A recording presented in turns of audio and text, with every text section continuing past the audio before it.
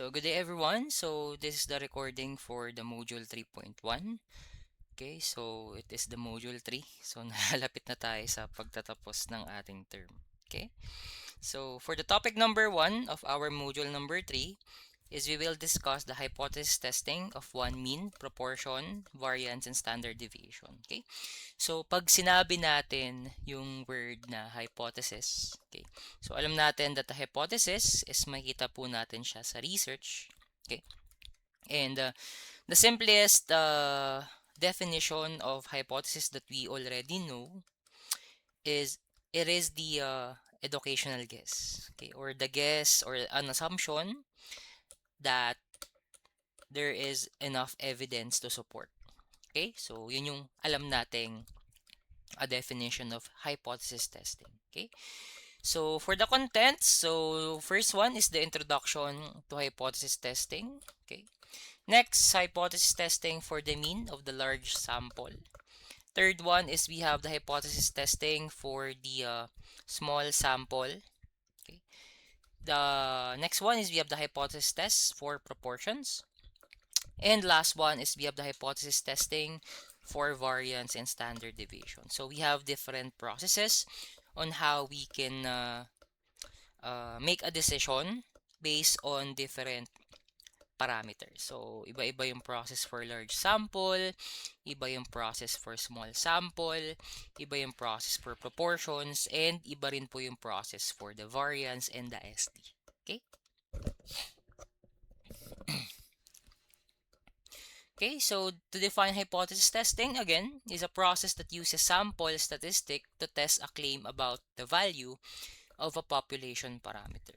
So, for example, if a manufacturer of rechargeable batteries claims that the batteries they produce are good for an average at least 1,000 charges, a sample would be taken to test his claim. So, for example, ang isang manufacturer ay kiniklaim na they produce a rechargeable batteries. So for example, the mean, at least 1,000 charges. So pag sinabi natin at least, so the mean is greater than 1,000. Okay?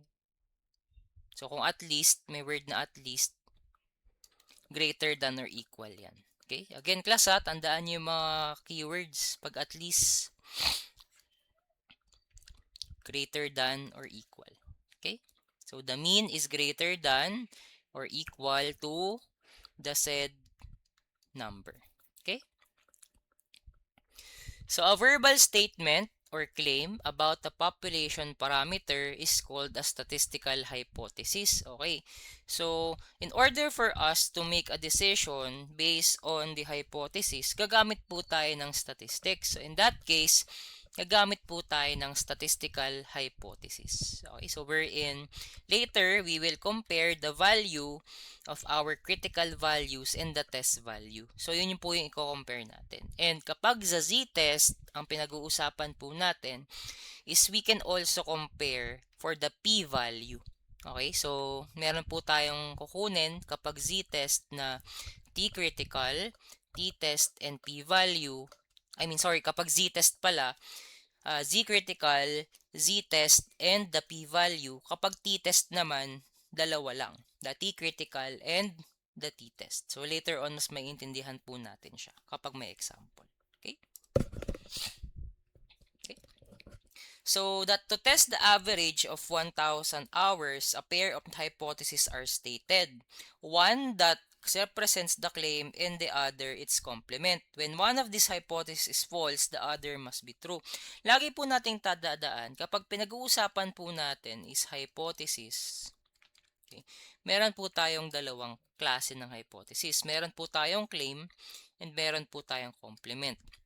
Okay, so if you have any idea about the two types of hypothesis, ito, meron po tayong dalawang type. Okay, so meron po tayong tinatawag na null hypothesis. And meron din po tayong tinatawag na alternative hypothesis. Okay, so paano po natin siya mas matatandaan ng mas mabilis and mas simple? Lagi po natin tatandaan, si null, against. Ibig sabihin, yung mga statement niyan, there is no. May word na no. 'Di ba? Kapag gumagawa tayo ng research, 'di ba? Kapag null hypothesis, there is no significant difference. 'Di ba? Kapag alternative naman, it is the claim. Okay? So again, when one of these hypotheses false, the other must be true. So hindi po pwedeng parehas na maging false and parehas na maging true yung two types of hypothesis kasi nga they are opposite. Okay, so kailangan kung isa ay totoo, yung isa ay hindi, kung isa naman ay hindi, yung isa naman yung totoo. So they are alternating, they are opposite. Okay? So to discuss this, so a null hypothesis states that there is no, sabi ko kanina, the word no, difference between groups or no relationship between variables. Okay. The null hypothesis is a presumption of status quo or no change, denoted by H sub O or H sub 0 or what we called as H naught. Okay.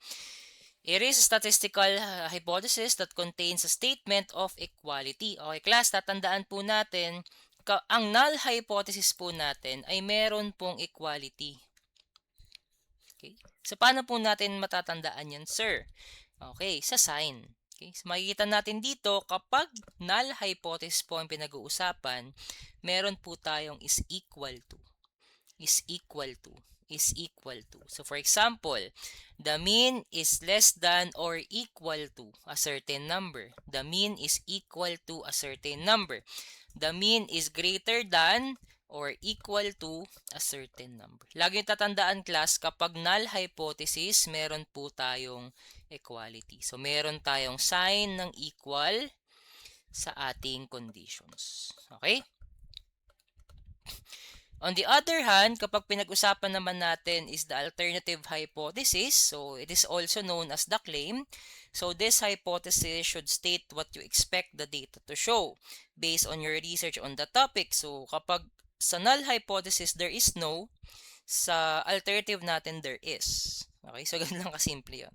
This is your answer to your research question denoted as H sub A po natin. Okay, so H sub A. Excuse me. So it is the complement of the null hypothesis. So it is a statement that must be true if the null hypothesis is false and contains a statement of inequality. Okay. Kapag wala naman po tayong equality, if there is if there is inequality, alternative po yan. Kasi we don't see a certain equality dito. Wala tayo dito, wala dito. And there is a not equal sign. Okay. So in terms of stating hypothesis, to write the null and alternative hypothesis, translate the claim made about the population parameter from a verbal statement to a mathematical statement. So lagi po nating tatandaan na you need to transform the verbal statement to a mathematical statement. So later on, meron po tayong example. The alternative hypothesis H sub A or H sub 1. Okay, so the alternative hypothesis can be denoted as H sub A or H sub 1. Okay, tandaan nyo na H sub A or H sub 1 usually represents the question to be answered or the theory to be tested, and thus its specification is crucial. Okay, so the null hypothesis, again denoted as H sub 0 or H naught, nullifies or opposes the H sub A and is open logical complement to H sub A. So sabi ko kanina, they are opposite. Okay, so kung ano yung decision ng isa is kabaliktaran po sa kabila. Okay. So as the reader gains more understanding of hypothesis testing, he or she should note that the analysis arrives at one of the two following conclusions. So kailangan po talagang opposite sila. Okay?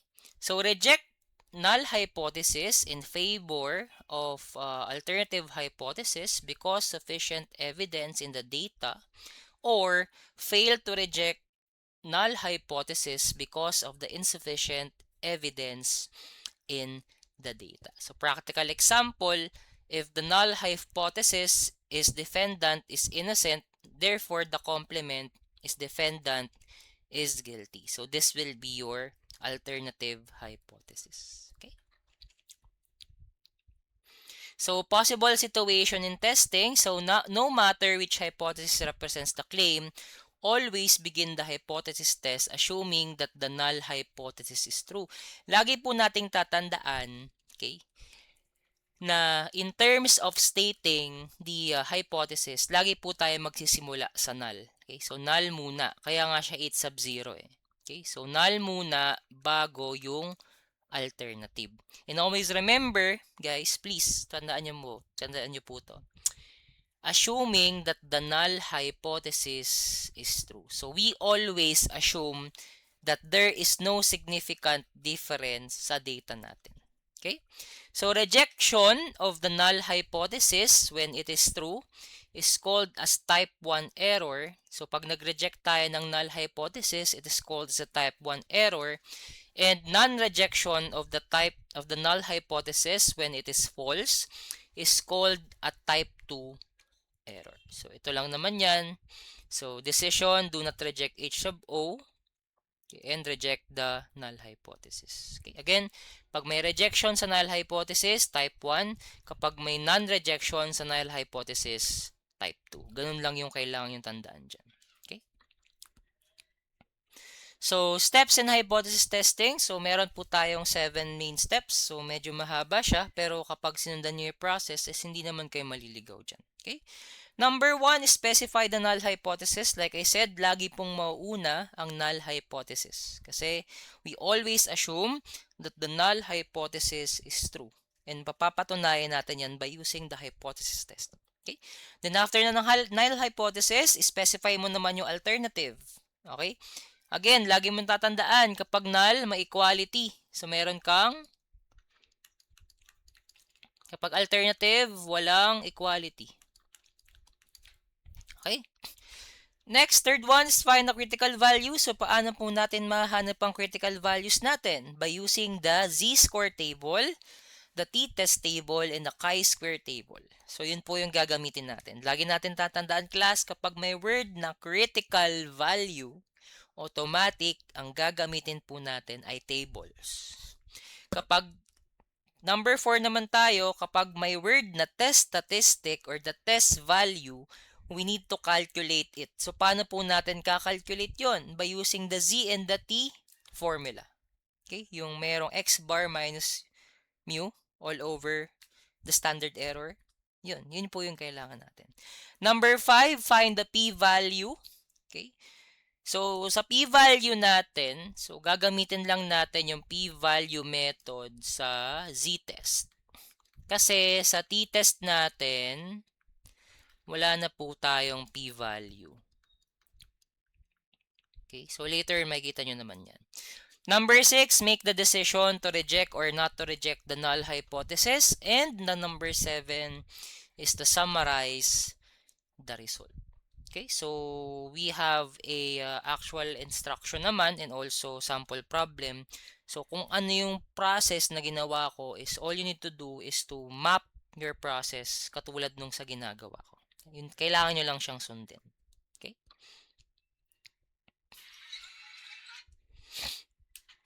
Okay, so let's continue. So next one is how we can determine if a certain hypothesis testing is right-tailed, two-tailed, or left-tailed. Okay. So, example number 1. A chemist invents an additive to increase the life of an automobile battery. If the mean lifetime of the battery is 36 months, then his hypothesis are. So, ano yung claim ng chemist? Again, class, ang claim ay, ano ang claim? Ang claim is our alternative hypothesis. So, anong magiging alternative hypothesis natin dyan? This one. Bakit? Increase nga eh. So, ibig sabihin, mas mataas sa 36. So, we will have alternative hypothesis. The mean is greater than 36. Increase. There is no at least. Di ba sabi ko kanina, kapag at least, ano at least natin? Greater than or equal. Kapag word na increase, greater than lang yan. Okay? So, in that case, kung meron tayong condition ng mu is greater than a certain number, kung mapapansin natin dito sa tables, okay, nasan dyan yung mu is greater than a certain number? Andito tayo sa right-tailed test. So therefore, ang gagamitin nating test dito is the right-tailed test, because the right-tailed test states that the alternative hypothesis, okay, the mu is greater than k, or k is a certain number, and the null hypothesis is we have mu is less than or equal to k. So mapapansin natin, again class, they are just the opposite. Ito, greater than, ito, less than or equal to. And again, kapag null hypothesis, meron po tayong equality. Equal or equal to or equal to. Kapag alternative, we don't have any equality. So therefore, in this problem, our null hypothesis is the opposite of the alternative hypothesis. We have a sub 0 is mu less than or equal to 36. Therefore, based on the hypothesis, we can say that we will use the right-tailed test. Kasi may pagkakaiba yan later. Yung right-tailed, left-tailed, and two-tailed. Lalong-lalo na sa p-value. Okay, so tandaan nyo yan ha. Okay, kapag ganito yung conditions natin, the alternative hypothesis states that the mu or the mean is greater than a certain number, and the null hypothesis states that the mu is less than or equal to a certain number.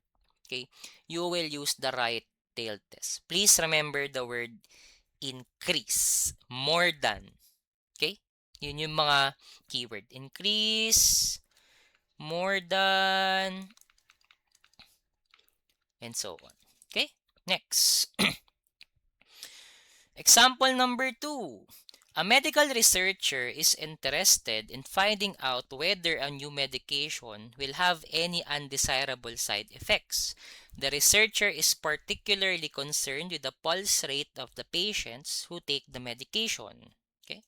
What are the hypothesis tests whether the pulse rate will be different from the mean pulse rate of 82 beats per minute? So, ano yung magiging claim natin dito? So, let's note the word different. So, pag sinabi nating different, it's not the same. So, therefore, we can say not equal. Okay? And based on the claim, again, ang claim natin, ulit-ulitin ko, claim is the alternative hypothesis. So, we can say this is the claim. So, we have the alternative hypothesis states that the average or the mu is not equal to 82. Okay? So therefore, if this is not equal, ang ating alternative, again, kabaliktaran lang ang null hypothesis. So our mean is equal to 82. Okay? So we can say kapag ganito yung condition natin, we have not equal sign for the H1 and equal sign for the H sub 0 or the null hypothesis.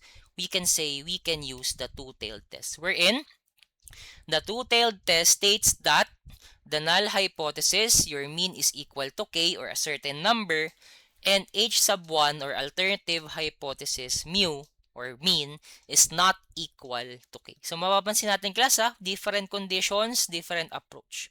Ito ay right-tailed because of the condition. This is a two-tailed test because of this condition. Okay, so please pakitandaan po. And the word different, the same. Okay, different, the same. Not the same. Yan yung mga kailangan yung tandaan. Okay? So, two-tailed po yung gagamitin kapag ganyang condition. So, again, sabi nga kanina, we need to transform a certain verbal statement to a mathematical statement. Ito po yung verbal statement, yung problem, and ito po yung mathematical statement na sinasabi kanina. Okay?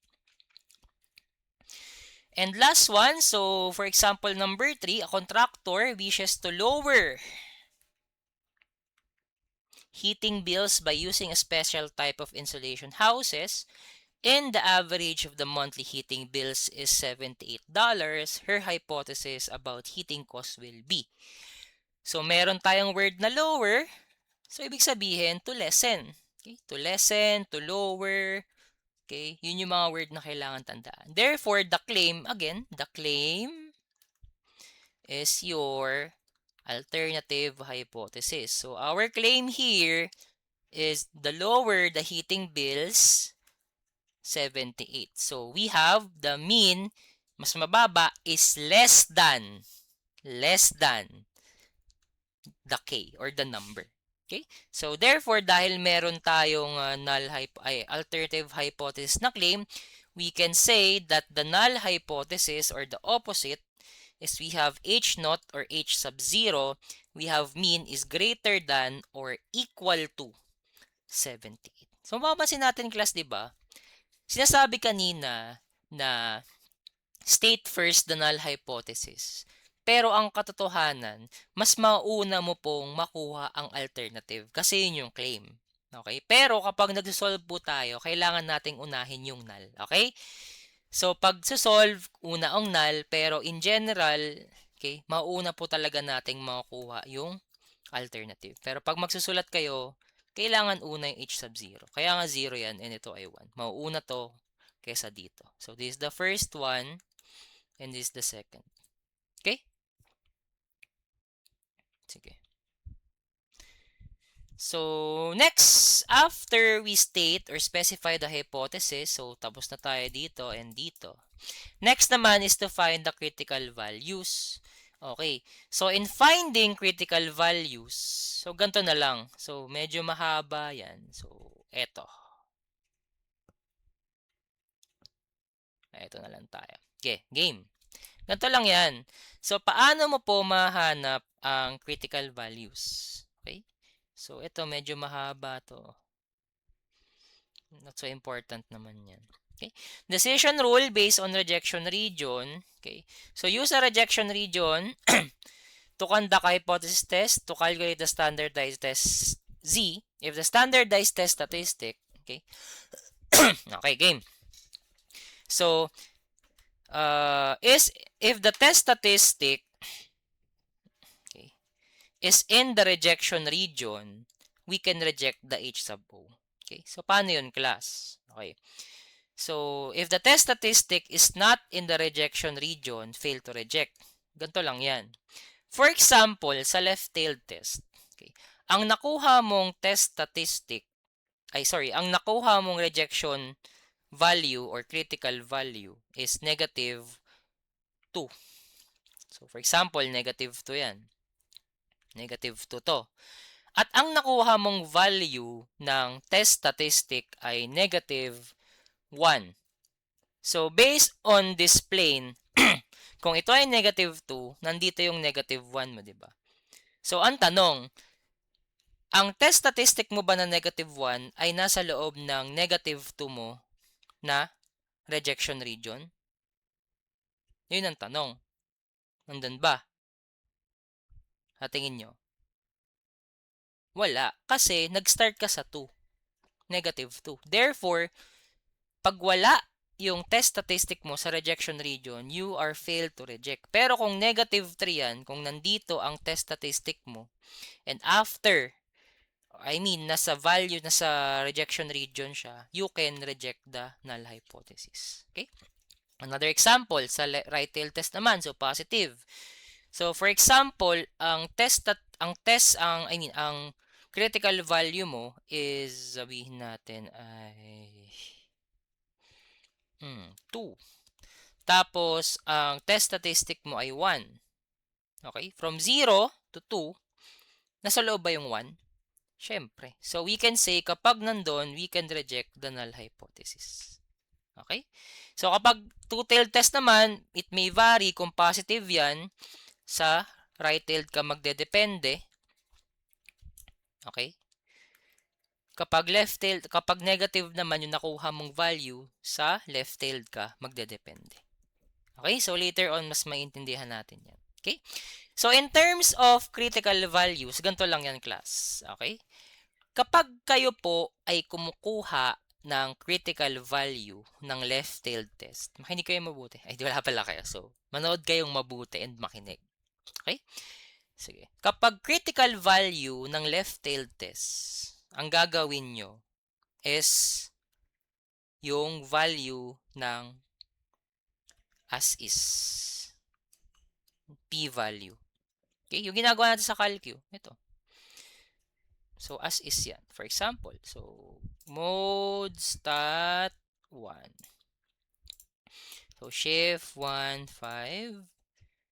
Yan. Kung ano yung mismong value ng P, for example, negative 2.5. Yan ay mismo na P-value nyo. I mean, na critical value. Okay. Kapag right-tailed test naman, ang critical value ng right-tailed test, okay, 1 minus the P. Okay? I-minus nyo siya from 1. Okay? Tandaan nyo again kapag left-tailed test as is, okay, gamit na tayo dito, huwag na tayo mag-table para mas mabilis. Kapag right-tailed na critical value, 1 minus P. Okay? Sir, paano naman po kapag two-tailed? Ito lang yan. Kapag, kunyari, ang nakuha mo ay nasa right-tailed, okay, kunyari, nasa right-tailed yung value ng critical value. So, two-tailed to Cute. Tao. Okay. So, all you need to do, kung right-tailed two-tailed, tapos nasa right-tailed, 1 minus P multiplied by 2. Okay? Kapag critical value naman ng two-tailed, tapos nasa left-tailed siya, ang gagawin mo lang is, as is P times, as is na P times 2. Ita-times mo lang siya lagi sa 2. Kasi nga two-tailed yan. Okay? So, medyo malabo pa siya ngayon, pero mamaya, if we have different examples, mas maintindihan po natin siya. Pero yun po yung pinaka-basic in terms of critical values. Okay? So, kapag test statistic naman, so, ganito lang siya. Okay? Game, tandaan natin. If the value of your sample size, class please pakitandaan to, is greater than or equal to 30, z-test po ang gagamitin. Okay, so therefore, we have a mu and x bar. Okay, that is for the mean. Okay, kapag ang n naman po natin is less than 30, okay, so 29 pababa, t-test ang gagamitin. Okay, so therefore, kapag less than, okay, so population parameter natin for the proportion is P, ang test statistic naman is P hat. Pag population parameter ng variance, omega raised to 2, kapag test statistic, S squared. Okay? And ang gagamitin nyo is the z-test for the proportion. And kapag standard deviation and variance, the chi-square table. Okay? So later on, may example naman. Basta ito tatandaan nyo class sa mean natin, you will use the z-test kapag n is greater than or equal to 30. You will use the t-test if n is less than 30. And sa z-test natin, sabi ko kanina, kailangan natin kunin ang z-test statistic or test value, the z critical value, and also the p-value. Kapag t-test naman, dalawa lang. We have the t-test value and the t-critical value. Okay? So, in finding the p-value, okay, so, wait lang. Okay. In finding the p-value after determining the hypothesis test standardized test, okay, so ito lang naman siya. Okay. Sorry, tama. Ito pala class, finding the p-value pala to. Sorry, p-value. Okay, yung critical value later, tuturo ko. Ito finding p-value yan. So, ayun na yun. Ito na lang, sundan nyo na lang to for the p-value. Okay? So, for the left tail test, area in the left tail. For the right tail test, area in the right tail. So, for a two-tail test, 2 times area in tail of the test statistics. Sabi ko kanina, kapag left tail test, as is. Kapag right tail test, 1 minus P. Kapag two-tail test, 2 times. If nasa right siya, so 1 minus P times 2. If nasa left siya, as is times 2. Okay? medyo nakakalito yan. So, dito na lang tayo. So, to use the p-value to make a conclusion in a hypothesis test, compare the p-value with the alpha. So, ang alpha natin ay given naman siya. So, kung hindi siya given, alam natin is alpha is equal to confidence level. 1 minus the confidence level. Saan na yun ba? 1 minus CL. Diba? Kung di given ng alpha, 1 minus CL lang yan. So, for example, walang alpha. So, 1 minus, sabihin natin, 95% confidence interval, 0.95. So, meron tayong alpha is equal to 0.5. So, ganun lang yun. Okay? So, ito yung mga decision rule based on p-value. If the p-value is less than or greater, if the p-value is less than or equal to alpha, we can reject the null hypothesis. On the other hand, if the p-value is greater than the alpha, then fail to reject the null hypothesis. So, ganun siya. Tandaan nyo ha.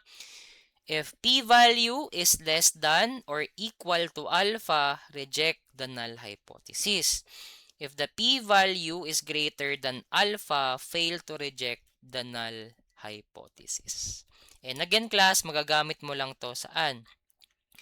If n is greater than or equal to 30 sa z-test and also sa proportion. Okay? Yung p-value natin. Okay? So, if the z-test is statistical test for the mean of population, so it can be used when n is greater than equal to 30, like I said, or when the population is normally distributed and the omega is known, or the population standard deviation. So, ito yung gagamitin nating formula for the z-test value. Okay, so test value to. So, we will have z is equal to sample mean minus population mean all over population SD all over square root of n, or n is the sample size. And if the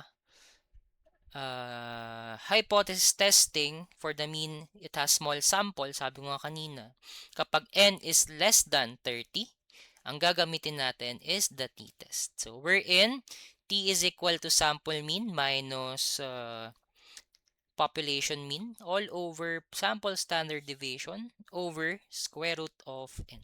And again, kapag gagamit tayo ng t-table, we need the degrees of freedom, wherein df is just equal to n minus 1. Okay, so ganun lang siya basic. So parang ina-apply na natin yung lessons natin last time sa hypothesis testing. Okay, so halo-halo na siya, 'di ba? So mapapansin niyo. Okay, so let's continue. So for the mean hypothesis testing, z-test or t-test, so it is just a mapping kung paano siya gagawin. So if your population standard deviation is known, you can use the z-test. So if the population standard deviation is not known, there is a follow-up question. So, is the n greater than or equal to 30? If yes, z-test pa rin. Pero, if the n is not greater than or equal to 30, or the n is less than 30, you will use the t. And again, df is equal to n minus 1. So, ang kailangan nyo gawin, class, in terms of problem solving ng mean hypothesis testing, so, paano nyo malalaman kung z-test or t-test? The first step is to specify or to search for the standard deviation or population standard deviation. For example, meron. Okay. Merong standard deviation at yung n mo ay greater than or equal to 30, automatic z-test. Okay? And for example naman, if there is no standard deviation, so wala, pero ang n mo is greater than or equal to 30, z-test pa rin, ha? So, sa madaling sabi, okay, mas magdedepende tayo sa n. Okay? So, if our n is less than 30, basta tatandaan nyo n. Yun yung importante dyan. If our n is less than 30, so t-test. Okay? Napakasimple lang yan. Okay? Okay, so let's have an example.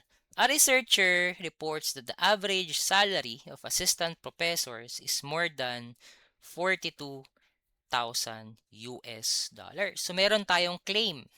We have a claim of 42,000 US dollars. So we have average is greater than 42,000 US dollars. So pag ganito, this is the H sub 1.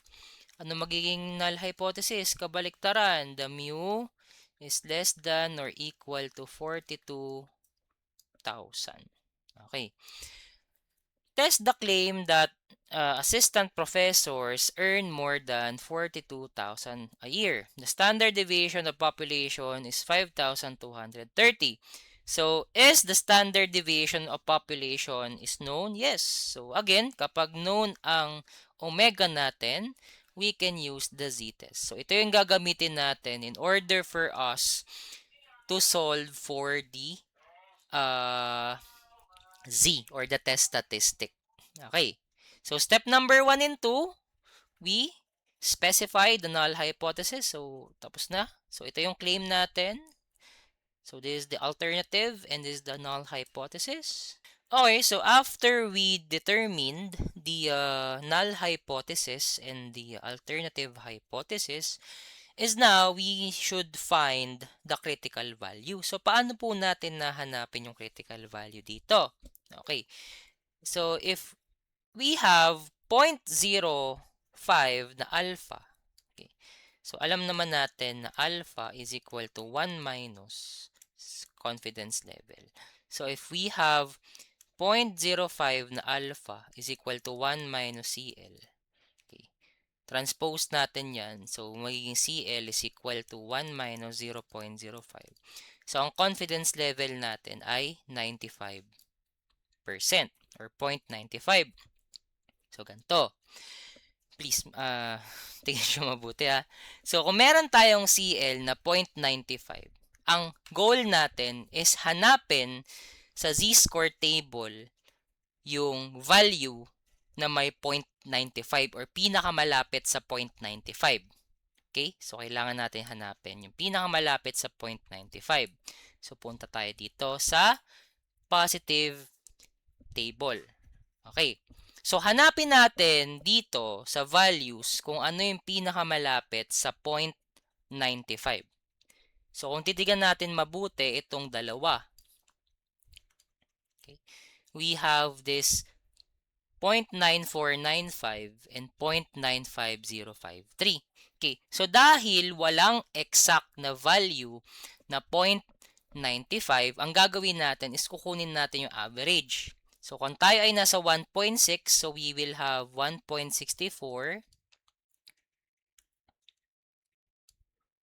Okay, plus 1.65. So, pag kukunin natin yung average niyan, we will have 1.645. Sige, kaya nyo maniwala. Ganito lang naman yan. Okay, average. Paano natin kung yung average? Okay. We will have 1.64 plus 1.65 divided by 2. 1.645. Again, class hanapin nyo kung ano yung pinakamalapit sa confidence level. Which is, ang confidence level natin ay 0.95. So, ito po yung pumasok. Okay? So, meron na tayong critical value. So, our critical value is equal to 1.645. So, ito yan. So, this is 1.645. Next one is to calculate the test statistic. Just use the formula. We have x bar minus the mu all over the standard deviation over square root of n. So, we have 1.3196. Okay? Next is we need to find the p-value. Sabi ko nga, dahil tayo ay may right-tailed test, ang gagawin nyo lang, so p-value is equal to 1 minus the value of p natin. Okay? So, ang value ng z natin is 1.3196. So, punta tayo sa calcu. So, we will have 1 minus shift stat distribution 1. Lagay lang natin 1.3196.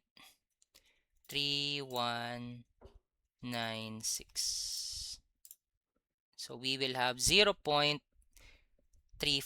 So, pwede nyo ring sundan to, yung R. So, gawin natin R. Sige. So, shift 1, distribution, number 3, the R. So, lagay lang natin 1.3196. So, same lang naman siya. Okay? So, therefore, meron tayong dalawang decision. So, number 6, make the decision to reject or not to reject the null hypothesis. Okay, so, meron tayong dalawa. Okay. The value of our p-value is 0.0935. And we can say it is greater than the alpha. Okay. So, sabi dito, the p-value is greater than alpha and the z-test value is less than the z-critical. So, ano ba yung z-critical natin? We have 1.645 na nandito. So, ito yung z-critical value natin, yung shaded area. At yung z-test value natin ay 1.3196. So, we can say that the z-test is not in the critical region. So, yung critical region kasi natin will start from the z-critical value up to infinity. Okay? So, ibig sabihin, if the z-test value is not in the z-critical or critical region, we fail to reject the null hypothesis. Okay? So, paano yun? Ulitin natin kanina. Diba? Sabi ko kanina, condition 1, if the p-value is greater than alpha. So, mas malaki ba yung p-value natin sa alpha? Yes, mas malaki. So, we fail to reject. Next, condition, sabi dito. Okay, sana yun? See? If the test statistic is not in the rejection region, so wala nga yung test statistic value natin sa critical region, so we fail to reject the null hypothesis. Again, class please. Ang critical region po natin ay laging magsisimula sa z-critical up to infinity. Kung ito ay 1.645 hanggang infinity, yan po yung critical region. So, for example, again, if the z-test value is not or before or less than the z-critical, automatic, we are failed to reject the null hypothesis. In step number 7, the evidence is not enough to support the claim that assistant professors earn more than $42,000. So, please, step 7 is always included. So, kayo na po gumawa ng grammar dyan kung paano po siya i-represent. Okay? So, that is an example for right-tailed test. Next example. Okay? Wait lang. Example number 2. The Medical Rehabilitation Education Foundation reports that the average cost of rehabilitation for stroke victims is, the word is, without any more than or less than, okay, keyword, directly is, equal, is 24,672. So, meron tayong mean is equal to 24,672. So, this is the claim. So, we can say this is the alternative hypothesis. Okay? To see if the average cost of the rehabilitation is different at a large hospital, so a researcher selected a random sample of 35 stroke victims. N is greater than or equal to 30. Can you use z-test? Yes, because 35. Okay? And found that the average of their cost is 25,226. And again, standard deviation of the population is given. So we can use z-test. Is 3,251 at alpha, 0.01. Can it be concluded that the average cost at the large hospital is different from 24,672? Okay. So, okay. So, halos same lang. Yung claim pala is not equal. Okay, the claim is not equal. Nagbaliktad lang. So, the null hypothesis is equal. Yun, tama. Okay, so after we determine the null hypothesis and the alternative hypothesis, so ito yun, yung dalawa. Next one is we need to find the critical value. Okay, class, please listen carefully. Kapag two-tailed test po ang hahanapin nating critical value, okay, again, pag two-tailed test na z-critical value yung hahanapin natin, magde-depend po kayo sa confidence level table. Okay?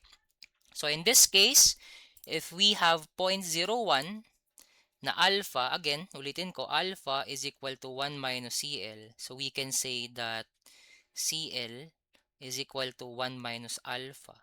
Sorry, alpha yan. So we will have CL is equal to 1 minus 0.01. So ang CL natin dito ay 0.99 or 99%. Okay? So ano ang value ng Z alpha over 2? Kaya natin alpha over 2, di ba? Two-tailed. Okay? So ang 0.99 natin, okay, based on the alpha 0.01 is equal to, hanapin mo yung 0.99, 2.58.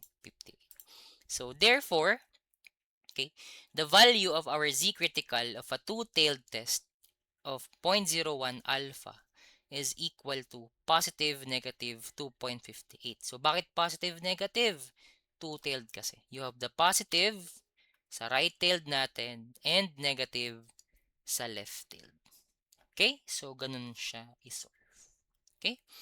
So step number 4, calculate the test statistic. Just use the formula x bar minus mu all over standard deviation over square root of n. Okay? Kapag two-tailed test naman, okay, so paano siya isolve? Okay. Dahil ang nakuha nating test statistic value ay positive. Okay. Positive. Para ma-solve ang p-value, ano sabi ko kanina? You need to multiply the p. So dahil ito, ang nakuha nating z ay positive, so sa right-tailed, so we can say 1 minus p. Okay? So 1 minus p, the value, sabihin natin dito 1.0082. So we need to multiply this by 2. Okay? So itong formula na to, class, hindi to constant. So pwede mo tong gamitin kapag right-tailed. Okay? Kapag right-tailed, pag left-tailed, hindi na. So much better na ito yung sundin natin. Kapag right-tailed, kapag nasa right, yung test statistic, ito, 2 times 1 minus p. Kapag nasa left naman, 2 times p value lang. Okay? Or the value of the p. Okay. So, try natin to. Try muna natin tong approach na to by using the CalQ. Okay. So, let's try. So, we will have 1 minus quantity, 2 times Q. So, nasan yung Q? Shift 1, distribution Q.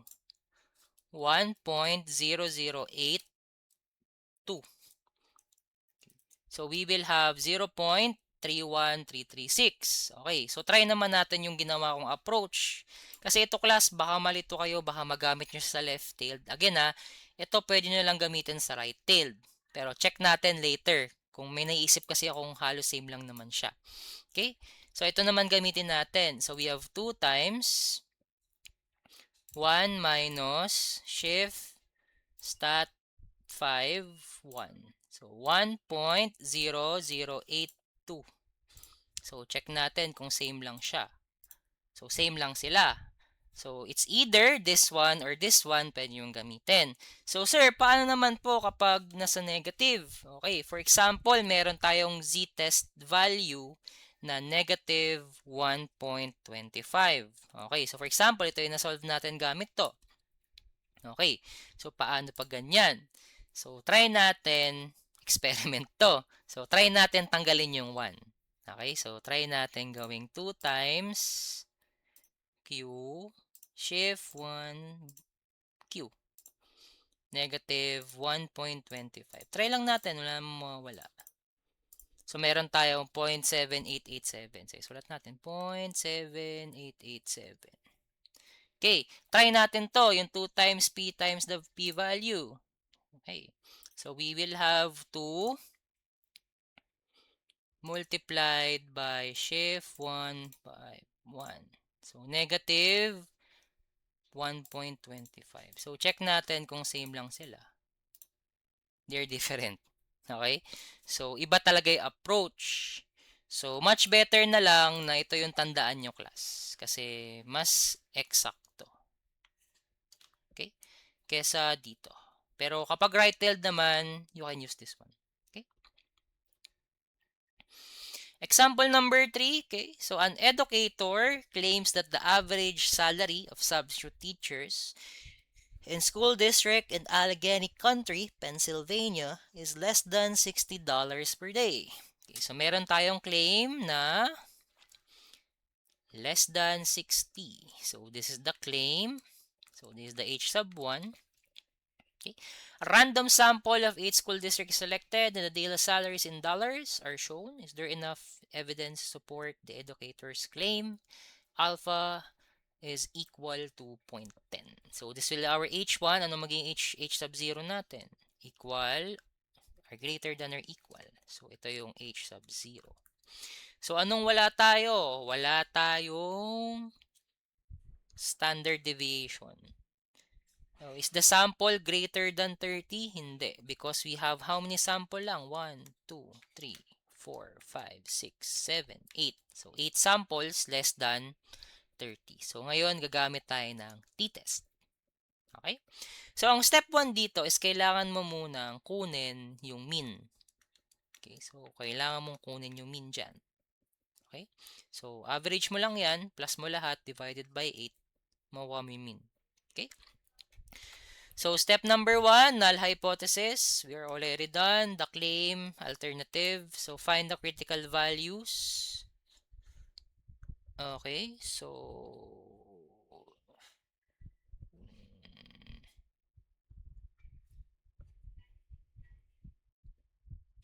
meron tayong $60 per day. So, ito yung magiging population mean. So, ito, X bar. Ha? Is the sample mean. Ito, population mean yan. Okay, so, kaya, ayun yun na. So, find the critical value. So, we have 0.10. So, DF7. So, saan nakuha yung si DF? DF is equal to N minus 1. So, ang N natin ay 8 minus 1. DF is 7. Okay? So, let's calculate or find the critical values. So, kung meron tayong 0.10 na alpha and DF7, so, let's check. Okay. Dapat 1.415. So, T-table tayo. Okay. So, one-tailed tayo titingin. So, one-tailed, ano yun? Given natin. 0.10. So, one-tailed, 0.10. DF7, we have 1.415. So, ganun lang kasimple kapag T, diretso. Unlike sa Z-test natin, di-divide mo pa sa 2 or gagamit ka ng confidence level table kapag two-tailed. Pero kapag T-test ang gagamitin, diretso na sa table. So, we have 0.10 and DF7. So, we have 1.415. And dahil it is a left-tailed test based on the hypothesis, so it should be negative. So, magiging negative po yung T-critical. Okay? And then, calculate the test statistics. So, ano lang naman yan? X bar minus mu all over ds square root of 8. So, sir, saan po galing tong 5.0832? Sinolve po yan gamit yung mean. So solve nyo yung S. Solve for S. Solve nyo yung standard deviation. So, yun yung mahaba. Pero, pwede siyang gamitan ng calcu. So, paano natin solve yan? Sige. Calcu natin para mabilis. Okay, shift 1. Sige, balik tayo. Comp muna. Set up, mode pala. Mode stat. One variable. 60, 56, 60, 55, 70, 55, 60, 55. Again, off. Go to shift 1. Var. Find the mean. So, 2. So, ito yon 58.875. Same siya. Next, for the standard deviation, shift 1. 4. Number 4. We have 5.08 something. So, yun lang po. Ganun lang kadali yun and kabilis. Pwede na kayo gumamit ng calco dyan. Kaya nyo na yan. Okay? And after we computed the test statistics, so meron tayong negative 0.6260. And like I said earlier, dahil wala tayong p-value, okay? I mean, dahil t-test tayo, we don't need to find the p-value anymore, okay? Kapag t-test po, ang kailangan lang nating hanapin is the relationship of t-critical and t-test value. Okay? So in that case, what is the value of our t-critical? So the value of our t-critical is negative 1.415. So all the values from negative 1.415 to negative infinity ay nasa loob ng tinatawag nating critical region. Okay? And what is the value of our test statistic? So the value of our test statistic is negative 0.6260. So nandito siya outside the critical value. So since t-test is greater than, so pag negative, 'di ba, mas mataas yung value ng mas malapit sa 0. Ano bang mas malapit sa 0? Yung t-test value. So since t-test value is greater than the t-critical, we fail to reject. And another evidence, okay, the test value is not in the critical region. So we can say if the t-test value is not, okay, in the critical region, we can fail to reject, or we are failed to reject the null hypothesis. So step number 7, so the evidence is not enough to support the claim that the average salary of substitute teachers in school districts in Allegheny County, Pennsylvania is less than $60 per day. So ganun po siya. Okay?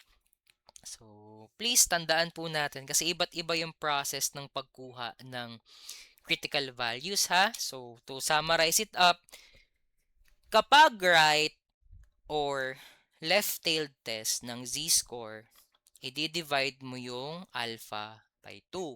Tapos, hahanapin mo sa table yung pinakamalapit. Kapag two-tailed test ng z-test, ang gagawin mo is pupunta ka sa confidence level table, hahanapin mo yung z alpha over 2. Kasi yun na yun.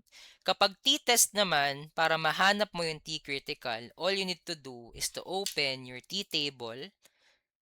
Kung one-tailed yan, kung right-tailed or left-tailed, diretso na yan. Nahanapin mo yung alpha, then base sa df. Kapag two-tailed, dito ka naman magde-depend. Okay? So, mapapansin mo, halos dinoble lang siya. Okay? Next. A job placement director claims that the average starting salary for nurses is $24,000 US. A sample of 10 nurses has a mean of 23,450 and a standard deviation of $400. Is there enough evidence to reject the director's claim at 0.05? Okay.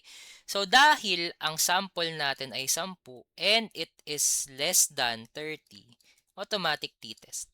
Okay. So, di rin naman given yung population standard deviation. Ang given lang natin is the sample standard deviation. Ayun, a sample. Okay? So, anong claim dito? The director claims that the average is, again, kapag may word na is, equal. So, the mean is equal to 24,000. So, this is the claim Therefore, this is the h sub 1. So, ano maging h sub 0 natin? Kabaliktaran. The mean, okay? Ay, sorry.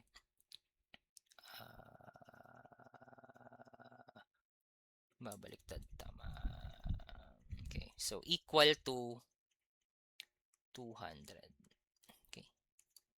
So, halos magkakabaliktad lang yan, pero ayusin na lang natin siya. Again, kapag hypothesis, null hypothesis may equality kapag HA or alternative inequality. So, halos same lang naman siya. Okay.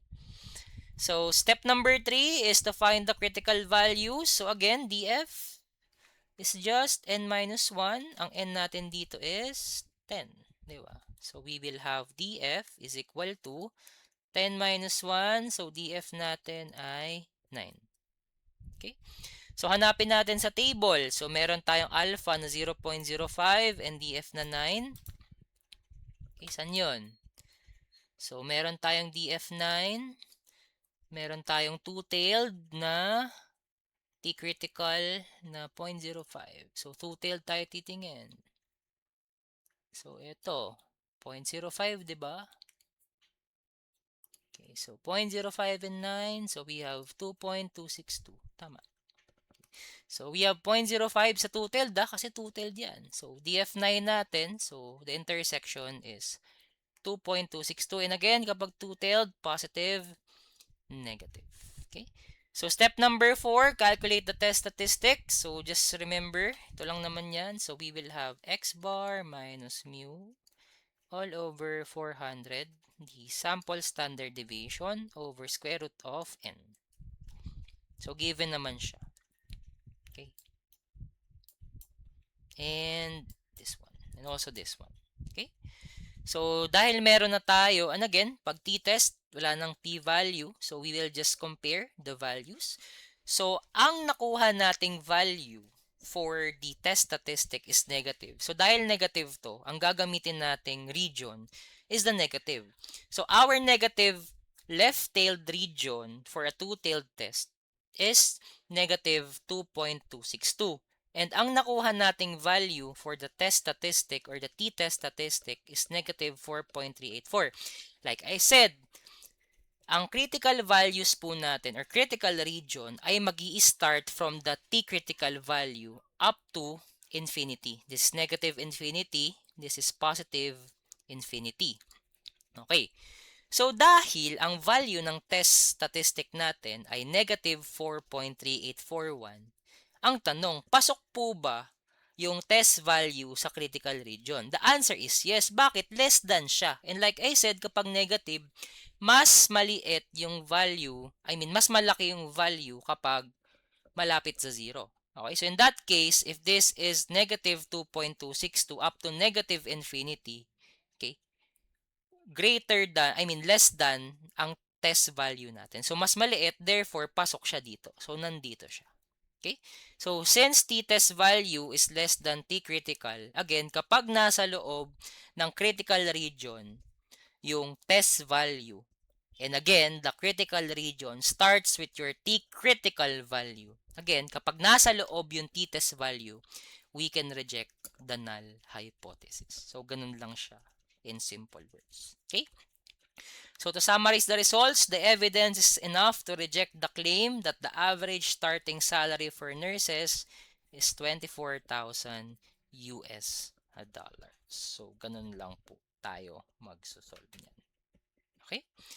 So clarification and decision making. So reject H sub 0 or the null hypothesis if t-test in critical region. Again, fail to reject H sub 0 if t-test is not in the t-critical region. So, halos pares lang naman yan.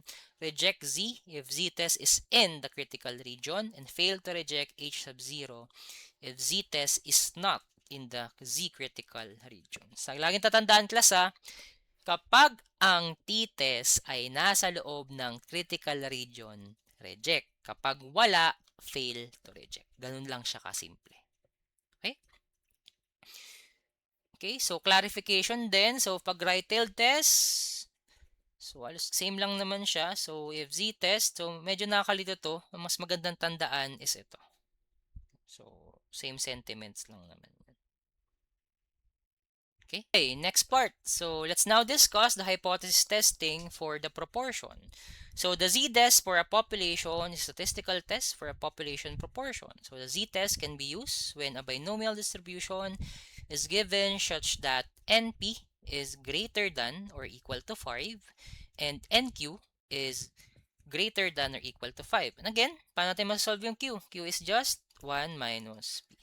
So pwede natin gamitin ng z-test if the NP is greater than or equal to 5 and NQ is greater than or equal to 5. So, ganito lang siya. So, sample proportion, so x over n. So, I think we already discussed this one. So, formula ng z natin, sample proportion minus p all over square root of pq all over n. So, z-test po yung gagamitin. Okay. So, example natin. So, an educator estimates that the dropout rate for seniors at high schools in Ohio is 15%. So, meron agad tayong P. Again, kapag P percentage, di ba? So, our P is equal to 0.15. Okay. Last year, 38 seniors, so this is N, from a random sample of 200 Ohio seniors withdrew. X pala to. So, this is N. Okay. So, this is the X. Okay. Mas mababa yung X sa N, ha? Ohio seniors withdrew. At alpha is equal to 0.05. Is there enough evidence to reject the educator's claim? Verify that the product's NP at least 5. So, okay. So, NP natin. So, N times P. So, 30. So, greater than 5. Ang NQ natin, 20, 200 times 1 minus 0.15, 170. So, greater than 5. So, we can use the z-test for the proportion. Okay. So, ano magiging claim natin dito? Estimate. So, meron tayong claim na the proportion is equal to 0.15. So, this is the claim. Sorry, nahiwala yung A. So, this is the claim. So, ang magiging null hypothesis natin is not equal to 0.15. So, this is the H sub 1, H sub 0. Tama ba tayo? Okay, we are correct. Okay. So, nagkabaliktad lang yan. Okay. So, find the critical value. So, paano natin hanapin? Again, this is a two-tailed. So, hanapin lang natin sa confidence level table. So 0.090 again. So alpha 1 minus CL. So we can say that CL is equal to 1 minus alpha. CL is equal to 1 minus 0.05. So CL po natin ay 0.95.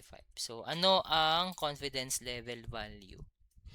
So 0.95, we have 1.96. So ito yan. This one, so this one.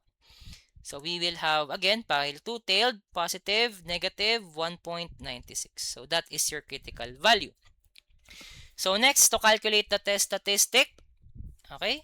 So in order for us to calculate the test statistic, so just use the formula kanina. So meron tayong, di ba? P hat, and P hat is X over N, kaya naging ganito siya. So X over N minus dP all over, okay, the P times Q over the N. Nasa loob yung N class, ha? So, yun siya. Okay? Tapos nun, kapag na-solve natin, so we will have this test statistic 1.5842. So, dahil positive to, so we will depend on the right-tailed. Okay, ang critical value natin is 1.196. So, magsisimula ang critical region natin from 1.96 to positive infinity. So, lahat ng value na greater than greater than or equal to 1.96 ay pasok sa region. Ang nakuha nating test statistics is 1.542. So, wala siya sa critical region. Sorry. So, we can say that we are failed to reject the null hypothesis. Bakit? Kasi wala sa critical region yung test value. Okay. So, that is for the first approach. Paano naman kapag p-value? So again, nasa right-tailed tayo, so we can use this one. Or, paano yung sinabi natin kanina? Kapag nasa right tail, ang two-tailed test ng p-value, all you need to do is 2 times 1 minus p and the value or the k. So, try natin. Parehas lang yan. Patunayan ko uli. Baka di kayo naniniwala sa akin. So, ito muna. Try natin itong formula. 1 minus 2 times shift 1, 5q. 1.5842. So, we will have 0.1131. Okay, try naman natin to. So, we have 2 times 1 minus shift 1, 5p. Anong k natin? Yung value ng z, 1.5842. They're just the same. Therefore, again, the p-value natin, anong p-value natin? Ang p-value natin ay 0.11314. So, p-value is this one. So, masasabi natin, the p-value is greater than alpha. Bakit?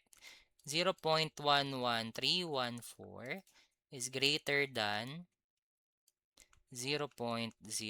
And again, kapag ang p ay greater than alpha, fail to reject. And again, another condition nga, because the z-test value is not in the critical region. So, we are failed to reject.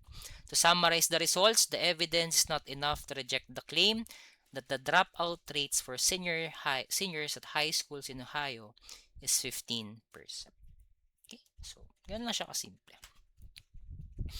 Example number 2, okay? A telephone company representative estimates that 40%, so this is your P, automatic, have call waiting service. To test his hypothesis, she selected a sample of 100 customers. So this is your N, and found that 37% had call waiting. Okay. So ito na yung p-hat natin. Okay. P-hat yan. At 0.01, is there enough evidence to reject the claim? So, meron tayong proportion is equal to 37.37. So, verify natin yung NP and NQ. Dapat at least 5. So, 100 times 0.4, 40. So, we have 100 times 1 minus 0.4, 60. So, dahil equal yan, two-tailed ulit. So, null hypothesis and the alternative, so, same lang siya. So, two-tailed natin is 0.01. So, if we have alpha 0.01, automatic ang CL natin ay 0.99. So, anong 0.99 sa confidence level? 2.58. So, we will have positive, negative, 2.58. Calculate the test statistics. Simple lang yan. P hat, ito, P, PQ over N. So, nakuha nating value is negative 0.6124. Okay. So, let's try kung paano yan. Kung negative to, ano? Sige. Sige class, ganito na lang. Sundan na lang natin yung p-value formula na to. Okay? Sige, sundan na lang natin to ha. Ito yung pagkuha ng p-value ng two-tailed. Just follow this formula ha. Yung 1 minus quantity 2 times q and the value. Para hindi tayo maiba. Okay, so let's find the p-value. So dahil negative tayo, left-tailed tayo titingin. So dito. Okay, so meron tayong z-critical na negative 2.58. Okay, and the value of our test statistic is negative 6124. The question is, nasa loob ba ng critical region yung test value? The answer is no, it's not.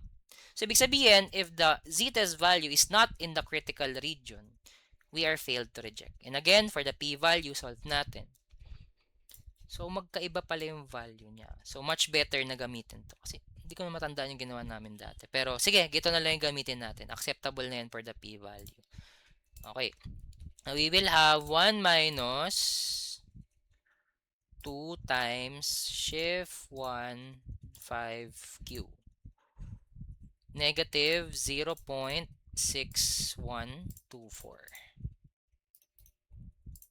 So, we have 0.5043. Therefore, our p-value is greater than alpha. Sorry, alpha pala. Naging 8. Naging infinity. P-value is greater than alpha because 0.5045403 is greater than 0.01. So, in that case, dahil sa conditions natin na p-value is greater than alpha and the z-test value is not in the critical region, we can say we are failed to reject the null hypothesis. So, to summarize the result, there is not enough evidence to reject the claim that 40% of its customers have call waiting service. Okay? Okay, so for the last part of this lesson is we will discuss hypothesis testing for variance and standard deviation. Okay? So the X-squared test for a variance or standard deviation, statistical test for a population variance or standard deviation. The X-squared test can be used when the population is normal. So the formula, in order for us to solve for the test statistic, is we have x squared is equal to quantity n minus 1, sample standard, sample variance, sample standard deviation raised to 2 or variance all over variance or standard deviation raised to 2. So, same lang siya. So, follows a chi-square distribution with degrees of freedom. df is n minus 1. So, same lang siya. So, example number 1, find the critical value for a left-tailed test when n is 19 and alpha is 0.05. So, first step is kailangan natin kunin yung df. So, df is n minus 1. So, we will have 19 minus 1. So, ang df natin ay 18. The area to the right of the critical value is 1 minus alpha. Pag nasa right, to the right value, okay, so 1 minus alpha, so we will have 1 minus 0.05, so we will have 0.95. So, next step is to open the chi-square or chi-square table. Hanapin natin yung 0.95 with df18. Ang df natin ay 18 and we have 0.95. So, dito. So, pangilan? 1, 2, 3, 4. 1, 2, 3, 4. So, therefore, we have critical value is equal to 9.390. Yun. Ganun lang siya kasimple. Okay. Example number 2. Find the critical value for a two-tailed test when n is 26 and alpha is 0.1. So, babaan natin kasi yung table natin hanggang 20 lang. Sabihin natin, n natin is 15. Sige, 15 na lang. So, ang df natin magiging 14. So, the areas to the left or right of the critical values are, so, diba diniscuss ko to, 1 half alpha and we have 1 minus 1 half alpha. So, ang alpha natin ay 0.1. So, 1 half alpha, 0.005. And 1 minus 1 half alpha, we will have 0.995. So, this is for the right. This is for the left. And this is for the right. Okay? So, from the table, hanapin natin kung meron tayong df14, meron tayong 0.995, and meron tayong 0.005. So, is-specify nyo lang yon. So, ang critical values natin, meron tayong 4.075 and meron tayong 31.319. So, yun yung ginawa kong example kasi hindi kasya sa chi-square. So, dalawa yan. Okay? So, let's have an example for this one. So, a college professor claims that the standard deviation for students taking statistics tests is less than 30. Okay, so less than 30, so our standard deviation is less than 30. So this is the claim. So ang ating null hypothesis is greater than or equal to 30. So baliktad lang yan. H1, H0. Okay? So 10 tests, so n natin ay 10, are randomly selected, and the standard deviation is found to be 28.8. So meron tayong standard deviation. Okay? So meron tayong sa population na 30, and meron tayong sample standard deviation na 28.8. Okay? So alpha natin is 0.01. So ito ay left-tailed test. Left-tailed. Okay, so solve natin. So we already specified the null and the alternative. So let's find the critical value. So paano po natin nahanapin yan? Again, kunin po natin yung confidence level. Okay, so if we have 0.01 na alpha, so ang CL natin dyan ay 0.99. So, punta tayo sa table. Ang DF natin ay 9 because DF is equal to n minus 1. Ang n natin ay 10. So, 10 minus 1. So, DF natin ay 9. So, our DF is 9.